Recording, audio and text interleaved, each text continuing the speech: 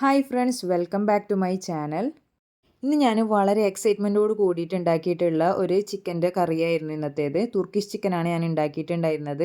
അത് ഇത്രത്തോളം ഫ്ലോപ്പ് ആവുമെന്ന് ഞാൻ വിചാരിച്ചിട്ടുണ്ടായിരുന്നില്ല. ഫ്ലോപ്പ് എന്ന് വെച്ചാൽ ഒരു 100 മാർക്കിൽ 70 മാർക്ക് ഞാനിതിന് കൊടുക്കുകയുള്ളൂ. എൻ്റെ തന്നെ മിസ്റ്റേക്കാണ്. ഞാൻ യൂട്യൂബ് നോക്കിയിട്ട് തന്നെയാണ് ഉണ്ടാക്കിയിട്ടുണ്ടായിരുന്നത്. പക്ഷേ അതിൽ പറയുന്ന അത്രയും ഇൻഗ്രീഡിയൻസ് ഞാൻ ഇതിൽ ചേർക്കണ്ടായിരുന്നു എന്ന് എനിക്ക് പിന്നീട് തോന്നി. ചേർക്കുന്ന സമയത്ത് എനിക്ക് തോന്നിയിട്ടുണ്ടായിരുന്നില്ല. എന്ത് ഇൻഗ്രീഡിയൻറ്റ് ചേർത്തപ്പോഴാണ് ഇതിൽ വന്ന മിസ്റ്റേക്ക് എന്ന് ഞാൻ വഴിയെ പറഞ്ഞു തരാം.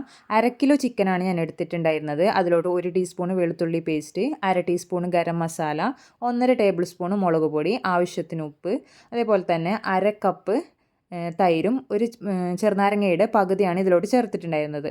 പക്ഷേ തൈര് ഇത്രയും ചേർക്കണ്ടായിരുന്നു എന്ന് എനിക്ക് പിന്നീട് തോന്നി. പുളിയില്ലാത്ത തൈര് തന്നെയാണ് ഞാൻ ചേർത്തിട്ടുണ്ടായിരുന്നത്. അപ്പോൾ നിങ്ങൾ ചേർക്കുന്ന സമയത്ത് 1-2 ടേബിൾ സ്പൂൺ തൈര് മാത്രം ഇതിലോട്ട് ചേർത്ത് കൊടുക്കുക. ചിക്കന് മാരിനേറ്റ് ചെയ്ത ശേഷം 2 മണിക്കൂർ ഫ്രിഡ്ജിൽ വെച്ചിട്ടുണ്ടായിരുന്നു. ഇനി പാൻ ഒന്ന് ചൂടായി വരുന്ന സമയത്ത് അതിലോട്ട് 1-2 ടേബിൾ സ്പൂൺ ഓയിൽ ഒഴിച്ച് കൊടുക്കുക. ഒരുപാട് ഓയിൽ ഒഴിച്ച് കൊടുക്കേണ്ട. നമ്മളിത് ഫ്രൈ ചെയ്തെടുക്കുകയല്ല ചെയ്യുന്നത്, ഒന്ന് വേവിച്ചെടുക്കുക. ആ ഒരു പരുവത്തിലാണ് നമുക്കിത് വേണ്ടത്. ഒരു 1/4 വേവാകുന്നത് വരെ നമുക്ക് ഇതിനൊന്ന് കുക്ക് ചെയ്തെടുക്കണം. അപ്പോൾ ഇതിൻ്റെ ഇടയ്ക്ക് ഒന്ന് അങ്ങോട്ടും ഇങ്ങോട്ടും തിരിച്ച് മറിച്ചിട്ട് കൊടുത്തൊന്ന് കുക്ക് ചെയ്തെടുക്കുക. അപ്പോൾ ചിക്കനൊന്ന് റെഡിയായി വരുന്ന സമയത്ത് നമുക്ക് വൈറ്റ് സോസ് ഉണ്ടാക്കിയെടുക്കാം. പാൻ ഒന്ന് ചൂടായി വരുന്ന സമയത്ത് ബട്ടറാണ് ചേർത്ത് കൊടുത്തിട്ടുള്ളത്. 3 ടേബിൾ സ്പൂൺ ബട്ടറാണ് ചേർത്ത് കൊടുത്തിട്ടുള്ളത്. എനിക്കിതിൻ്റെ പുളിരസം കൂടിയെന്ന് തോന്നിയ സമയത്ത്, അല്ലാതെ തന്നെ ഞാൻ ഇതിലോട്ടുള്ള ഗ്രേവി കുറച്ചുകൂടി കൂട്ടണമെന്ന് എനിക്ക് തോന്നിയിട്ടുണ്ടായിരുന്നു. കാരണം ഞങ്ങൾക്ക് 2 പേർക്കും ഗ്രേവി കുറച്ച് കൂടുതലാണ്. അപ്പോൾ അതുകൊണ്ട് തന്നെ ഇതിൻ്റെ ഗ്രേവി കുറച്ച് കൂട്ടി കൊടുക്കാമെന്ന് മുൻപേ പ്ലാൻ ഇട്ടതായിരുന്നു. അപ്പോൾ ഞാൻ ആ ഒരു വീഡിയോയിൽ പറഞ്ഞിട്ടുണ്ടായിരുന്ന സോസിനേക്കാളും ഡബിളായിട്ടാണ് ചെയ്തെടുത്തിട്ടുള്ളത്. 3 ടേബിൾ സ്പൂണ് ബട്ടറിലോട്ട് 2 ടേബിൾ സ്പൂണ് മൈദയാണ് ചേർത്ത് കൊടുത്തിട്ടുള്ളത്. അത് നന്നായിട്ടൊന്ന് മൂപ്പിച്ചെടുത്ത ശേഷം അതിലോട്ട് 2 കപ്പ് പാൽ ചേർത്ത് കൈകൊണ്ട് നന്നായിട്ട് കട്ടയൊന്നും ഇല്ലാതെ ഒന്ന് ഇളക്കി കൊടുക്കുക.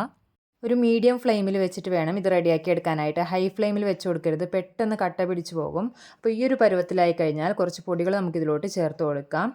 1/2 ടീസ്പൂൺ അളവിൽ ഗരം മസാല, 1/2 ടീസ്പൂൺ അളവിൽ കുരുമുളക് പൊടി, പിന്നെ കുറച്ച് കസൂരി മേത്തിയുമാണ് ചേർത്ത് കൊടുക്കുന്നുള്ളത്. എന്നിട്ടിത് നന്നായിട്ട് തന്നെ ഒന്ന് മിക്സാക്കി കൊടുക്കുക. 1 മിനിറ്റ് നേരം നന്നായിട്ട് തന്നെ ഒന്ന് മിക്സായി കൊടുത്തു കഴിഞ്ഞാൽ പിന്നെ നമുക്ക് ഫ്ലെയിം ഓഫ് ചെയ്യാം. സോസ് ഇവിടെ റെഡി ആയിട്ടുണ്ട്. ചിക്കൻ ഒന്ന് റെഡിയായി വന്നിട്ടുണ്ട്. ഈ ഒരു സമയത്ത് നിങ്ങൾക്ക് വേണമെങ്കിൽ ക്യാപ്സിക്കം ചേർത്ത് കൊടുക്കാം. അത് ഓപ്ഷണലായിരുന്നു. പക്ഷേ ഞാൻ ക്യാപ്സിക്കം എടുത്ത് വെച്ചിട്ടുണ്ടായിരുന്നു, ചേർത്ത് കൊടുക്കാൻ വിട്ടുപോയതാണ്. ക്യാപ്സിക്കം ചെറുതായി കട്ട് ചെയ്ത് 1-2 മിനിറ്റ് ഒന്ന് കുക്ക് ചെയ്തെടുത്ത ശേഷം വേണം നമ്മൾ സോസ് ഒഴിച്ച് കൊടുക്കാനായിട്ട്.